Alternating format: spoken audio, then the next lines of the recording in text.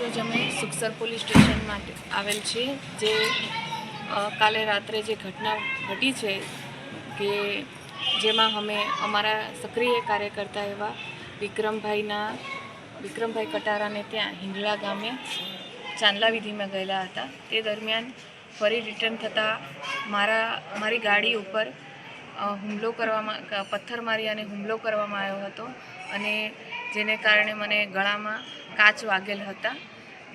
જેથી અમે સુખસર પોલીસ સ્ટેશને આવેલ છીએ અને મારી જે બી ઘટના બની છે એની હું સઘન તપાસની માંગણી કરીએ છીએ અને ટૂંક સમયમાં પોલીસ પ્રશાસન પાસેથી એવી આશા રાખીએ કે જો એક મહિલા ઉપર જો આ રીતની ઘટના ઘટતી હોય તો પછી સામાન્ય માણસને માટે તો આ બહુ મોટી મુશ્કેલી છે. અને બીજું એ કે આ વિસ્તાર એવો વિસ્તાર છે કે જ્યાં આવી નાની મોટી ઘટના બનતી જ હોય છે, પણ મારું એમ કહેવાનું છે કે કાયદો અને વ્યવસ્થા જળવાય એ રીતે પોલીસ પ્રશાસન કામ કરે એવી અમે માંગણી કરીએ છીએ.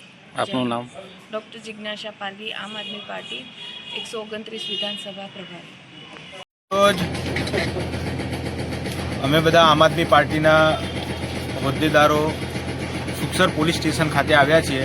ઘટના એવી હતી કે ગઈકાલે રાત્રે એક સામાજિક પ્રસંગમાંથી 129 ફતેપુરા વિધાનસભાના પ્રભારી અને પ્રદેશ મહિલા વિંગના ઉપાધ્યક્ષ ડૉક્ટર જિજ્ઞાસાબેન તથા ફતેપુરા તાલુકાના અમારા આમ આદમી પાર્ટીના કેટલાક બીજા માણસો એ પરત ફરી રહ્યા હતા ત્યારે કેટલાક અજાણ્યા અસામાજિક તત્વો દ્વારા એમની ઉપર હુમલો કરવામાં આવ્યો છે. એમની ગાડીના કાચ ફોડી નાખવામાં આવ્યા છે.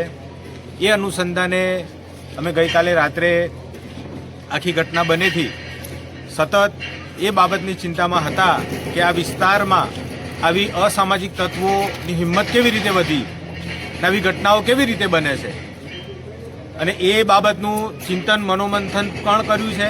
અને આજે અમે આ જે અજાણ્યા તત્વો દ્વારા હુમલો કરવામાં આવ્યો છે એની વિરુદ્ધમાં ફરિયાદ કરવા માટે પણ સુખસર પોલીસ સ્ટેશન આવ્યા છે. અને સુખસર પોલીસ સ્ટેશનમાં અમે સ્થાનિક પીઆઈ સાહેબને મળી અને રજૂઆત કરી અને ફરિયાદ જે છે એ લેવાની કામગીરી થઈ રહી છે. ને સૌ આમ આદમી પાર્ટીના સૈનિકો એક જૂથ બનીને ટીમ બનીને આ સમગ્ર પ્રક્રિયામાં ગઈકાલે રાત્રિના 10 વાગ્યાથી જ્યારથી ઘટના બની ત્યારથી જ ખડે પગે ઊભા છે.